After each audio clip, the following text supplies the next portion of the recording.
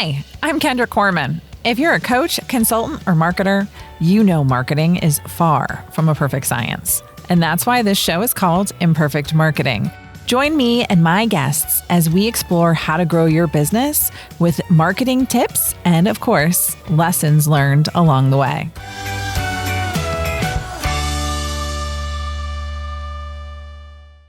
Hello and welcome back to the Imperfect Marketing Podcast. I'm your host, Kendra Corman, and today I am joined by Dan Coughlin, who is an expert in digital marketing. So thanks so much for joining me today. Why don't you tell us a little bit about yourself and how you got into digital marketing? Yeah, Kendra, thanks for having me. I appreciate it. So my background is a little complex. I mean, whose background isn't? But I'm what you call like an accidental agency owner, actually an accidental marketer as well. I didn't set out my career path to be marketing, but here we are. But long story short, back in like 2017, my wife started an Instagram page and she started posting like healthy baking recipes. So think about like gluten-free brownies and coconut sugar cookies and things like that, because that was her passion. And she grew her Instagram page from scratch to about 25,000 followers. So a good sized micro influencer in just under a year. So I got to experience what it's like behind the scenes to be a content creator, how hard it is to grow an audience, to maintain it. It's a full-time job. So my wife started getting a little burnt out with being an influencer. She started getting some brand deals and things like that. It started turning into more of a job than a passion. And a couple brands that she was working with asked her for help with their creator partnerships. And that's how Get Hyped, our agency, was born. We started as an influencer marketing specialist agency. And over the past 7 years, we've blown up to, now using content creators and influencers to help businesses add recurring revenue, how to use influencers to really monetize. So that's our specialty among other digital marketing things. But the way I got involved was that when my wife started to get burnt out by running the agency herself after a couple of years of doing it.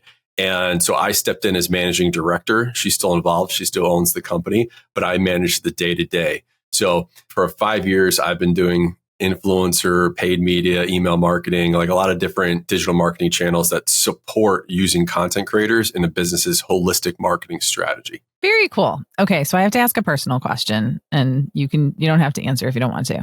I love personal questions. So how is it working with your wife? Very challenging. I'll say that. You have to have some kinds of lines of separation between business and when business is over. It's tough to stop talking about business, honestly. That's kind of why we have the roles the way we are. So we do different things within the company. I'm managing the kind of day-to-day, and she's more of a silent partner owner behind the scenes these days. And that works out really well for us because it's not for the weak, right? You got to have a strong relationship and you have to have clear lines of separation there. That's my recommendation if anyone's thinking about going into business with their partner. Yes, my husband has been helping me out lately in my business. And so it just happens to be very top of mind. So I'm like, so how's that going? He doesn't always like working for me. So I get that. It strengthens the relationship and it challenges the relationship. I mean, I have two young kids as well, or I say we have two young kids as well. And, we call the business our third child all the time, so. Yeah, very cool. Thank you for sharing that. Okay, so let's get back onto digital marketing. What are things that you're seeing right now? What's trending? What's happening? Yeah, the thing that's at the top of my mind from day to day is just that the digital consumer is just becoming more savvy to advertising, right? And this falls under, traditional digital ads, where you're talking about Google, Facebook, whatever. And then if you use content creators and you amplify their content and turn their content into ads as well, it's just not as simple as it used to be of, let me just find an influencer and have them talk about my products, or let me just throw some ads up and I'll get 3x ROI or greater pretty easily. Like, it's becoming more challenging, right? So what that means as marketers is just we have to be more creative. And I think we have to think of new ideas and really go more, this is kind of an overused word these days in digital marketing, but authenticity, right? You just can't slap an ad together and expect it to do well when it seems like it's not coming from the heart, right? Which is why I really love influencer marketing and the whole creator economy, because when done right, creators, when they love a product or a service, it is authentic. It is coming from the heart. And then the audiences respond to that accordingly. So that's what I really love about the trend that we're going down is in the social media world, which I live in, especially on platforms like TikTok, consumers are savvier than ever. They can smell an advertisement from a mile away and you'll get called out on it if it's poor. Yeah. Well, and I think, again, that talking about doing things new, doing them different, being authentic, I'm a big fan of AI. And I think that that's where AI falls short, right? So that's what's going to keep us in our jobs for a while longer. Is that it can't come up with that new and authentic thing, right? Unless you give it to it. It can help you speed up the content creation process, but it's not going to create it for you. And I think that that's just really interesting with what's going on right now. I couldn't agree more. I tell everyone AI is a tool. I'm kind of getting tired myself of the discussion of like, is AI good or bad? Do you use AI or do you don't use AI? It's like, it's not a black and white thing, right? It's a tool that you can use to do things easier and more efficient and better, right? But if you don't use the tool correctly, the output is going to be poor. Exactly. So you're talking a lot about influencer marketing and how if it's authentically done and well done and embedded into brands. So I was the Jeep advertising manager a long time ago, and we had influencer marketing. We sponsored Tony Hawk and Shaun White, and a little bit different than what it is today. And I know you think even back then Doritos was doing like a build your own Super Bowl commercial or something like that. But there's a difference between that and what you're talking about. I mean, your wife had 25,000 followers and she was determined to be an influencer in the spaces she was in. It's not all like million plus followers, right? So talk to me a little bit about what are people not understanding correctly when it comes to influencer marketing? Yeah, great question. Like any game, there's levels to it. And, Tony Hawk and things like that, Shaun White, they're on the celebrity level, right? Arguably, they're not even influencers on the social media side. Yet they are, but that they're the historic celebrities. They had influence across all media, right? We're focusing is more on I would say the bottom of that pyramid, right? We're focusing on the level one, the foundation is what we just call basic content creators. And they're making things like UGC or user generated content. And I'm saying that they're at the bottom of the pyramid because they have the least amount of followers. Like they don't have to have any followers at all to do good content. And there's a lot of them out there, right? There's millions of, I think I heard a stat the other day that it was like the number one aspiration of a kid coming out of college these days is to be a content creator, right? Over any other YouTube profession. star, I think, is one that I heard not too long ago. Right. YouTube, TikTok, and they're even realizing that they can make money doing it, right? And easily doing the things they love, which is hanging out on their phone, trying out products and things like that, even doing things like affiliate marketing. So that's the entry level for a lot of businesses that we work with when they haven't used creators before. And they come in and they make some UGC and things like that. And then when they get a little established and more used to using UGC in their digital channels, then they'll move up to nano and micro influencers. And the reason we start calling them influencers is because they've amassed a following, right? That's the difference between an influencer and just a content creator is they have an audience, and gathering an audience and keeping an audience is not easy, right? Not everyone can do it. So there's less of those folks the higher you go up that pyramid. So we deal primarily in the nano, micro, and then the next level up called mid-tier content creators, because those tend to be the most affordable for a lot of small and medium-sized businesses that are our clientele. Mid-tier taps out around, depending on who you ask, 300,000 or 500,000 followers or subscribers. And that's really where the sweet spot is. Like we work with a bunch of brands through partnerships with larger agencies. And these are brands that you have in your, the CPG brands that you have in your kitchen right now in the cabinet, brands that you go out and stop by and buy coffee from every morning, right? I can't name drop on here, but you get the idea.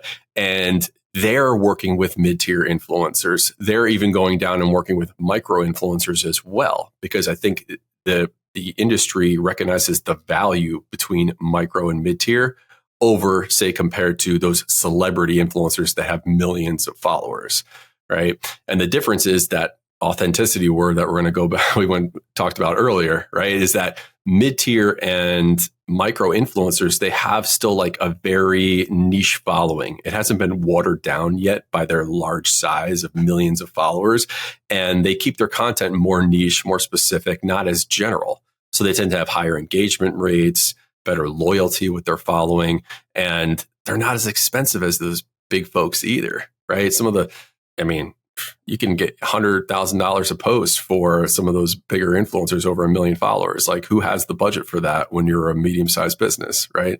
So even the big businesses or even the Fortune 500 companies, they're getting savvy about their budgets as well. And everyone's playing in the micro to mid-tier space is what we're seeing. Well, and with a more narrow and focused content, you get a more narrow and focused audience that's there for the content that they're producing. And if that is your sweet spot for a brand, that's actually a better place to be because it's,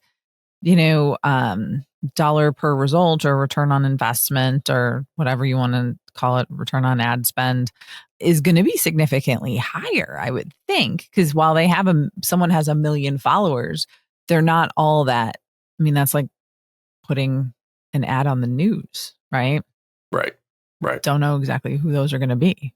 No, I mean, everybody has tools that show audience demographics, right? We can see what the mix is, and the mix just gets more and more general the bigger the creator you get. Now, it's not like there's anything against large creators. Like, they still work, right? Even though we tend in the industry to say that followers is a vanity metric and you shouldn't focus on followers, it still holds clout, right? Like, somebody has 10 million subscribers on YouTube, makes a video, lots of people are going to watch it. It gets tremendous reach. People love those creators, but they also know that those creators are getting sponsored. For the consumer is not stupid. Like, they know they're getting paid tens, hundreds of thousands of dollars for those sponsorships. So there's brand awareness that works and things like that at those larger levels. But if you really want to drive like very rapid, interest and affinity and things like that, micro and mid tiers is the better approach, in my opinion. If a small to mid-sized business is looking to get started in influencer marketing, what do you recommend? Crawl, walk, run.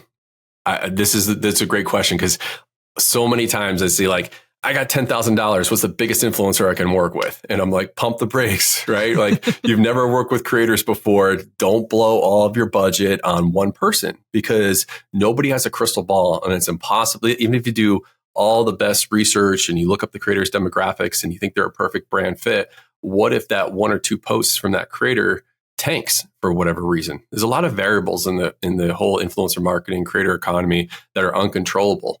Like, what's going on in politics, what's going on with trends, what's time of year is it, right? Like, there's things that we can't control. So I always recommend crawl, walk, run. If you've never worked with any kind of content creators before, start with some UGC. Right. I see a lot of brands that are, running paid media campaigns, and they haven't even utilized UGC, even though UGC has been around for years now, and it almost seems commonplace to us. Yeah. Exactly. Right. Decades. Arguably, it's always been UGC, even before social media. Right. It's just this new term that came up. But still, they're, maybe they're using like high production content or something like that. And it's like, get some social proof into your ads first by using some UGC and, get some native content into the channels that you're using.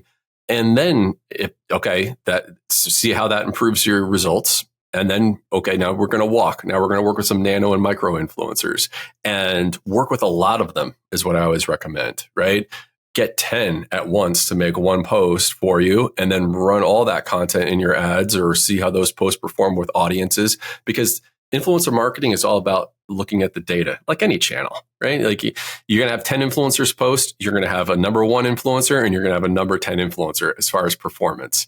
And that organic performance of them posting to their channels is probably going to be different than the paid performance of you running their content in the ads. So you have to look at both separately and then say, okay, what worked, what didn't, why, draw key insights out of it, and then pivot your approach. And then you can slowly build yourself up to working with bigger and bigger creators with the confidence that when you're spending the money on those bigger creators, you know what's going to work.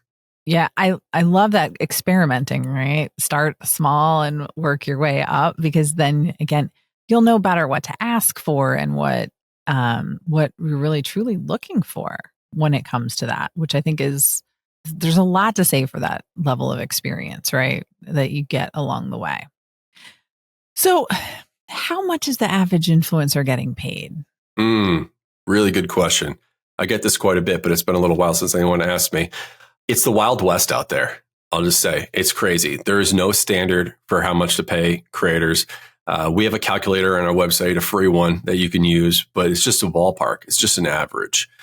There's just the challenge is that there's so many variables that go into what makes a quality creator. And also the little bit of beauty is in the eye of the beholder, right? Like a creator's value to one brand is not the same as a creator's value to another brand. So what I generally say though, to help out folks is about a 10-cent cost per view. So I'm using views because I'm talking about video content specifically because video is the hot thing right now. Will probably be the hot thing for the foreseeable been the future. Hot thing for like 10 years now. It's like the newest trend in marketing is video. Video, it's like, right. It's not new. Right. And short form specifically, right? Mm-hmm. A lot of folks that listen in are probably familiar with the whole TikTok getting banned in the US, not back and forth, right? I can't keep track of it. It's just crazy. I've been hearing that question since Trump's first term about, is TikTok going to get banned? And I'm like, I don't know. Hasn't been banned yet. We'll see. So in the meantime, we just keep using it. We keep running campaigns on it. But whether you're talking about Instagram Reels or YouTube Shorts or TikTok videos, a 10-cent cost per view. So what you do is you look at the creator's profile, you look at their last 10 videos or so, and you can average up what their views are on their videos and multiply by 10 cents. So for example, they got 25,000 views per video on average for the last 10 videos. You could expect $2,500 per post as a ballpark. Now, does that mean you can't find a creator with those stats that'll ask for $500? No, they're out there. Can you find one that'll ask for $10,000? Yeah, they're out there too. So you need to know what you're going after as a brand or as a marketer, because you're going to get a wide range of responses from creators. So you're going to need to think about what it's going to be worth to you in the end, right? 100%. You might have a higher end creator that fits your brand a little bit better than somebody else, and they may want to charge more than the views you're going to get. But then being able to use that content has value, right? So there's a lot of different things to factor in. And I like that you take a lot of that into consideration. So it is the Wild West, though, which is really interesting to see. Especially, I'll add that the smaller the creator, generally, the tougher you're going to have with getting to the end result you want, managing that creator. And it's just because smaller creators are less experienced for the most part. Now, of course, there's always exceptions. I always get the micro creator that comes back and says, no, we were great. Like you guys are great. There are a lot of good micro creators out there. But in general, I'm thinking, you're overgeneralizing here. The higher you go up that pyramid of creator size, the more experienced they are with brand partnerships and the easier they are to work with, the less you have to guide them and train them. So that is one negative to working with smaller creators. Like you see a million articles and blog posts out there in influencer marketing subject these days that's saying micro influencers is this new thing, micro, right? It's like, yeah, they're cheap and they get the job done, but they're harder to work with. And you better make sure that you know how to guide them properly, or else you're going to be tearing your hair out working with a bunch of micro influencers because they're just not as savvy and experienced as mid-tier and above. Time is money too, right? So there's value there as to what you're paying and what you're getting to. 100%. Yeah. So lots of things to think about headed down the influencer pathway. If there was, say, one reason somebody should start considering investigating influencer partnerships, what would you say that is? The number one reason is if someone needs the ability to tell a story about their product or service. We often work with a lot of products where taking a picture of it or putting a bunch of copy on a website just really doesn't sell the emotion of like how that product or service is going to benefit the audience. And what I'll get on a call with founders, and I'll get on a call with doctors and all these other folks that are so passionate about their products, and I'm like, great, like you sold me on it, but we have to sell the audience now. Like that speech you just gave me about how it this is so transformational and whatever. And like, yeah, you sold me, I'm in, let's go. But we have to get that into your marketing, right? We have to get that into your content. And I think that's what creators do so well is they use the products. And when they love them, it comes off as a really good storytelling message. And I put emphasis on the when, because I think that's another really important part of working with creators is there's a lot of folks out there that think that, oh, I'm just going to send product to people and get them to post about it. And it's like, no, you only want those creators that are excited about their product. Like even when we have a contract with a creator and that creator could have $5, $10, $30,000 on the line for that post, we're like, do you love it? All right. Are you getting good results from it? And if there's any sense of that they don't absolutely love the product, we're like, no, and we'll keep it. It's good. We're going to cancel the contract. We'll go on to somebody else. And they're good with that, because creators sometimes feel like, oh, this brand really wants me to do this and there's money on the line. Like I got to make it work. And you absolutely don't want that, right? You lose all the, I'd say everyone has a used car salesman kind of sixth sense, and they can tell when they're being sold to, and it's not real. I like that. So there can be, again, working with an agency that deals with influencers, there's a lot of value there, right? Getting that out on that contract, if they don't love it, is huge. I mean, because that could do a lot of damage to your brand if they feel that there's fake advertising and promotion out there, right? Again, going back to that authenticity piece. And I don't know any brand that doesn't need storytelling. So I think that pretty much says everybody needs influencer marketing. So when you're thinking about it, definitely check out the links in the show notes and get connected. Check out the free calculator and learn more about influencer marketing. This has been an awesome conversation about influencer marketing. Thank you so much for sharing all of your great insights and tips about it along the way here. Before I let you go, I do have to ask you the question that I ask everybody. And that is, this show's called Imperfect Marketing because marketing is definitely not a perfect science. What has been your biggest marketing lesson learned along the way? That's a great question. Before I became an accidental marketer, I was an electrical engineer. So totally different. And I'm very analytical, very math, science focused. And there was always a right or wrong answer. I think the toughest lesson that I've had to learn coming into marketing is that, and one of my mentors in marketing taught me this, is marketing is kind of like a hand of poker, right? Where even if you're the best poker player in the world, you're at the Poker World Series, you go in with the best skills and the experience that you possibly can, the best strategy to every single hand, but you can't expect to win every single time. And you have to be able to pivot as you go. So I've used my engineering background and combined it with marketing experience now to say, like, I'm very data driven. So that's why, in our discussion, I talked about crawl, walk, run, and, start small, see what results you get and build from there. Because whether it's influencer or any other channel, even with all of our experience, you're not going to knock it out of the park every single time. So you have to look at what is the data, or if you go wrong, where do we go wrong? So you can make corrections and go. So, and if you went right, how can we do that again? Exactly. Right. Think positive. I love it. Yeah, gotta have the positivity. Well, my husband is also an engineer, so he's mechanical. Nice. So he's a little bit of an accidental marketer himself. So thank you again so much for sharing all of this great information. And we really do appreciate it. Again, check out his agency down in the show notes or the description, wherever you're listening or watching. And be sure to check out how you can get more involved with influencer marketing. Thanks so much for tuning in to another episode of Imperfect Marketing.